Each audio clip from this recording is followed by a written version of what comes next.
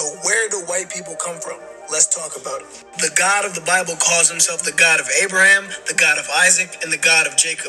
Abraham had Isaac, and then Isaac had Jacob. But when Isaac had Jacob, he was born with a twin brother. The woman's name was Rebekah. And the Lord said unto her, 2 nations are in thy womb, and 2 manner of people shall be separated from thy bowels. And the one people shall be stronger than the other, and the elder shall serve the younger. So God is saying 2 separate races are about to be born out of the same woman. And when her days to be delivered were fulfilled, behold, there were twins in her womb.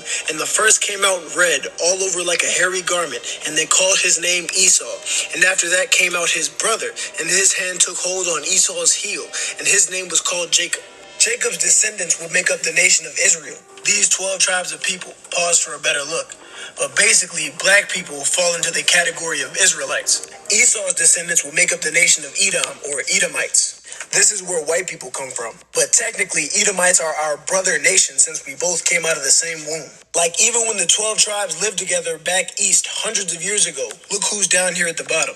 Edomites. Living right next to us. But what was down here was mountains and caves. That's where the idea of cavemen come from. Right here, God speaks to Obadiah in a vision about Edom, and here he says, thou that dwellest in the clefts of the rock, whose habitation is high. He's talking about how Edom lived high in the mountains, and how they lived in the clefts of the rock, which were the caves of the mountains. But if you look up Mount Edom, it will show you where they're from. Like, this has been there for hundreds of years. The Lord literally gave them natural protection from the sun, because we all know that white people are the main ones negatively affected by too much sunlight.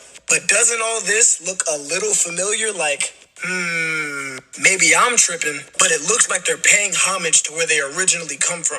And eventually they migrated from here, where Mount Edom is, up to the Caucasus mountain range. Here's a closer image, but this is literally why they're called Caucasian people today, because they lived in the Caucasus mountain range.